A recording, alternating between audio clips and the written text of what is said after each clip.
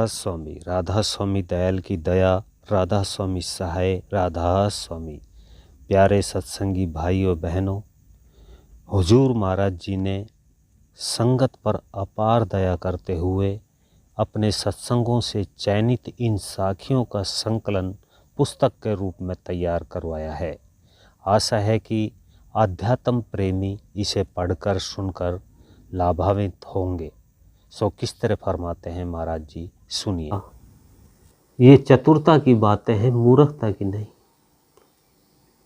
मनुष्य बोला, उसने निस्संदेह चिल्लू में भर के पानी देखा था, पर मुझे घर की कड़ियाँ देखने को क्यों भेजा? पुत्री ने उत्तर दिया कि इसका आश्चर्य ये है कि तुम्हारे घर में खाने पीने की सामग्री है या नहीं, और तुम घर के मजबूत और अतिथि सत्कार योग्य भी हो या नहीं। मुझे ये मनुष्य बड़ा सियाना मालूम होता है, और कदाचित ये किसी अच्छे घर का पुत्र हो। उसको भीतर लाओ, नहीं तो वह प्रतीक्षा करके किसी दूसरे स्थान को चला जाएगा। वह निर्धन भी नहीं है, किसी उत्तम स्थान पर उसको ठहराओ। मनुष्य के आश्चर्य की कोई सीमा न थी। वह बाहर आया और उसको दूसरे स्थान में ठहराया और हंसकर कहा, मेरे मकान की कड़ियाँ बहुत दृढ़ है, मजबूत है। युवक इस उत्तर से प्रसन्न हुआ कि उसकी एक बात समझी गई। युवक इस उत्तर से प्रसन्न हुआ कि उसकी एक बात समझी गई। युवक ने हाथ पांव धोए और कपड़े पहनकर पलंग पर बैठ गया।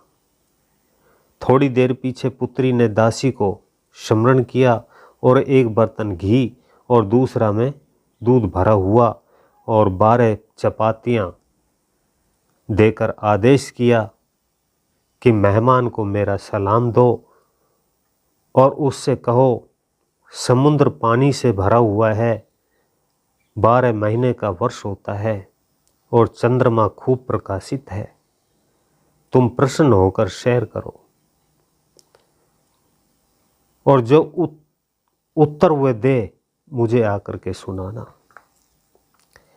दासी ने टोकरा उठा लिया, परंतु मार्ग में उसका पुत्र मिला। कहने लगा कि मैं भूखा हूँ, इसमें से कुछ मुझको भी दे दो। दासी ने देखा कि भोजन एक मनुष्य की आवश्यकता से अधिक है। कुछ अपने पुत्र को दिया, शेष उस युवक को देकर पुत्री का संदेशा सुना दिया।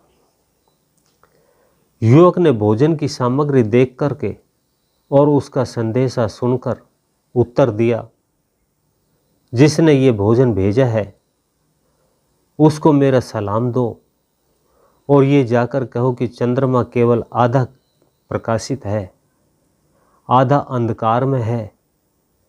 इस वर्ष में केवल 8 मास है। ज्योतिषी ने कदाचित ऐसा ही कहा होगा।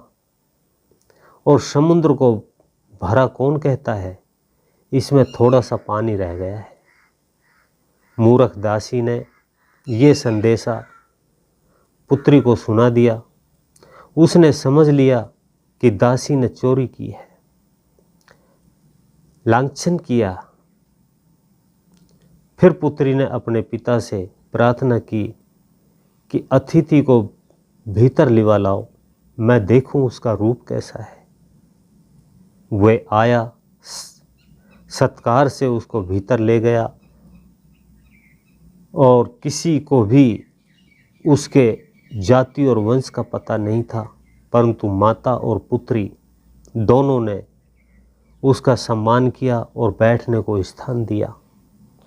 कुशल मंगल पूछी और वहाँ आने का कारण पूछा। युवक जान गया कन्या बड़ी समझदार है। बिना संकोच के अपना सारा वृत्तांत कह सुनाया। तब कन्या ने कहा, ये कहिए, मछुआई के हंसने का कारण जानने के लिए आप पधारे हैं। मैं उस रहस्य को जानती हूँ। परंतु एक प्रतिज्ञा है, तुम मेरे साथ निकाह विवाह कर लो तब मैं कहूंगी, इससे पहले मुंह न खोलूंगी। बालिका सुंदर थी। युवक ने अपनी स्वीकृति दे दी। उसी समय काजी बुलाया गया। उनका शरई कर्मकांडी निकाह पढ़ाया गया, विवाह हो गया। तब उस पुत्री ने कहा, राजा के महल में एक मर्द छुपा हुआ है और वह स्त्री के भेष में रहता है। राजा रानी में से किसी को उसको पता नहीं।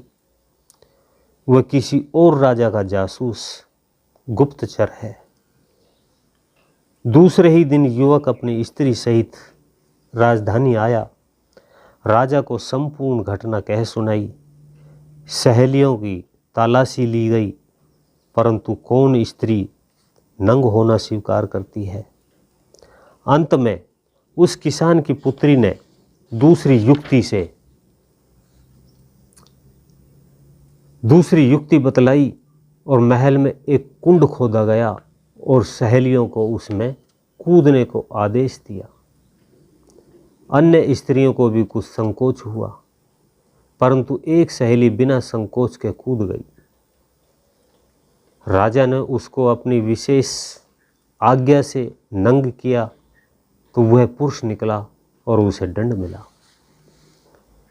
राजा रानी और मंत्री सब प्रसन्न हुए। मंत्री पुत्र को इस समझदार स्त्री के हाथ आने से जो प्रसन्नता प्राप्त हुई उसका वर्णन कौन कर सकता है। इस प्रकार की समझ बूझ को विवेक कहते हैं। सभी सत्संगी भाई बहनों को राधा स्वामी। अभी तक आप सुन रहे थे मछुआरिन की हंसी का राज क्या है। ऐसे ही और कहानी किस्से सुनने के लिए चैनल को सब्सक्राइब करें, वीडियो को लाइक करें, ज़्यादा से ज़्यादा शेयर करें। सभी सत्संगी भाइयों बहनों को राधा स्वामी।